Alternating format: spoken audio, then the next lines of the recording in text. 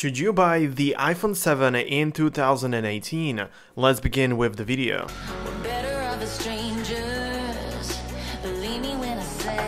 What's up everybody, how has your day been? And today I want to talk about the iPhone 7. As you can see, this is the iPhone 7, and in this video I just want to make it clear for the people that are deciding to get the iPhone 7 in 2018 if this is a good idea, how well it's gonna perform, and all of the stuff you need to know about it. If you are new here on the channel, you should definitely start by pressing the big subscribe button, and that way you will always know what's going on in terms of Apple. Now we can finally begin with the video. Now let's quickly go through the key specification of this device. So on the front side we have a display of the size of 4.7 inches with 65% screen to body ratio. It is LED backlit IPS display, and inside we have Apple A10 Fusion chip. Out of the box, the iPhone 7 was running iOS 10 because when it was released the iOS 10 was the latest version, but right now it is still upgradable to the latest, which is iOS 11.2.6. It came in 3 storage options. The first one was 32 GB, 128 and also 256 GB version. And inside we have 2 GB of RAM. This primary camera has 12 megapixels and is capable of 4K video recording, and on the front side we have 7 megapixel selfie camera, which is really good and capable of really good and sharp pictures. And inside we also have non-removable 1960 mAh battery, which can last up to 14 hours of talk time and about up to 40 hours of music play. But now let's begin with the design. It looks really nice. From the front side, you can't even distinguish really well the difference between the iPhone 7 and the iPhone 6s and iPhone 6. You know, it looks really nice and it's pretty much the very same design all the time. If you want to have an iPhone that looks good in the eyes of people, if you want others to see that you have the iPhone, this one is definitely a great choice because it just really represents the iPhone. Also, in terms of the casing and all of the covers that you can buy for this device, if you buy or if you use the one from iPhone 8, it will fit perfectly, but you cannot do this with the iPhone 6s and the iPhone 6 just because of protruding camera, because on the iPhone 7 the lens is a lot bigger, which is a great thing.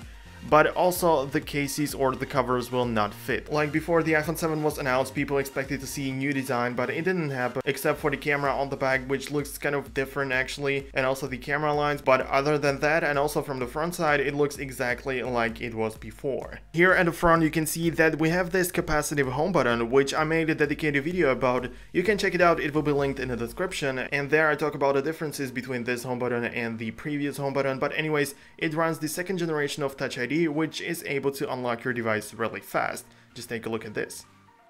If you press the home button, because it is not a physical home button, you get the haptic feedback because inside the iPhone there is this big haptic engine, and it works really well because it feels like you're clicking the real home button. And also if you're switching some toggles in the settings, for example Bluetooth and so on, you can also feel the haptic feedback.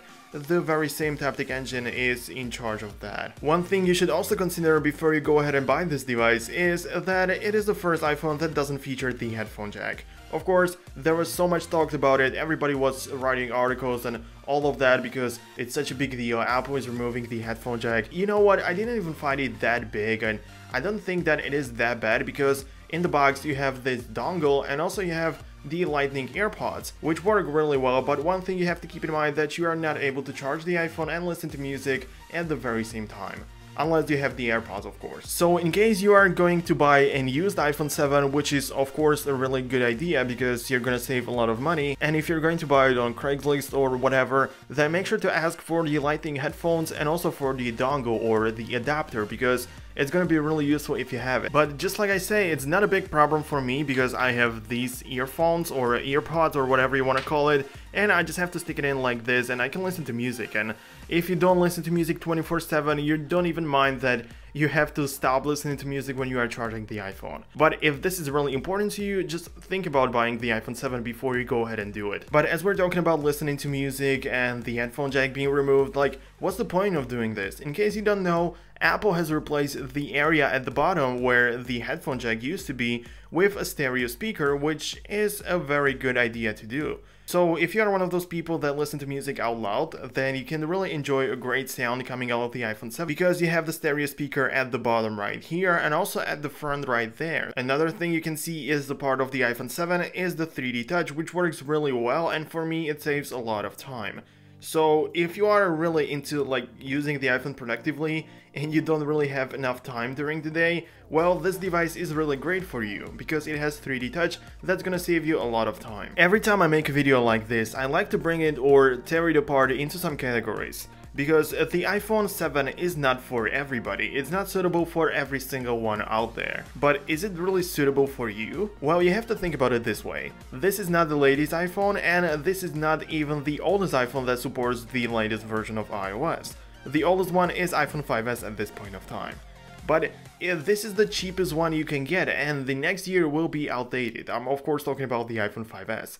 And the iPhone 7 isn't even the latest one, so it is something in between. Right now the place of the oldest device goes to the iPhone 5S. The next year it will be the iPhone 6, and even after it, it will be the iPhone 6S. You have to think about it this way, because every single year we have a new iPhone, and the old iPhones move one place below, and eventually they become outdated. So this is how it works with iPhones, and this is how you can think about it if you are not sure if you should go ahead and buy this device or not. In terms of the operating system, just like I have already mentioned, the iOS 11.2.6 is the latest one. The iPhone 7 will be able to run the latest version of iOS for at least next 3 years. And from the perspective of saving money or getting the best deal, well, depending on when you're watching the video, but right now we don't expect any significant price drop, because the next iPhone will be released in the September, and it is quite far from right now, so we don't expect to see any big price drop. So it doesn't matter if you get it this month or the next month, you're probably gonna get the very same price. And when it comes to the camera, I have already mentioned that it is capable of taking really nice shots, and it is 12 megapixels camera on the backside of the iPhone 7. Of course, in this video I'm talking about the regular size of the iPhone 7, but the iPhone 7 Plus was the first device to get the second lens back on the iPhone. So on the backside of the iPhone 7 Plus you have two lenses, and the second one is a telephoto lens, which is able to create these type of beautiful shots, which are called portrait modes. And the iPhone 10 and the iPhone 7 Plus, the iPhone 8 Plus and the iPhone 10 also are able to do this, but the iPhone 7 was the first one, and of course it is the cheapest one to get this beautiful effect. And that, my friends, would be the end of this video. I want to say thank you very much for watching, and hopefully I made it clear for you, and hopefully now you have it clear if you're going to buy the iPhone 7 or not. Hopefully this video was helpful for you, and if it was, please leave a like to let me know that you enjoyed it and also found value in it. And just like I say, every person is different and you have to make the decision if you want to buy it or not, but I definitely think that it is a great device. The iPhone 7 is really capable and pretty fast, so if you decide to buy it, you will definitely be satisfied with this. So once again, thank you very much for watching. Please subscribe if you want to see more videos like this, and see you in the next one. Peace out, guys.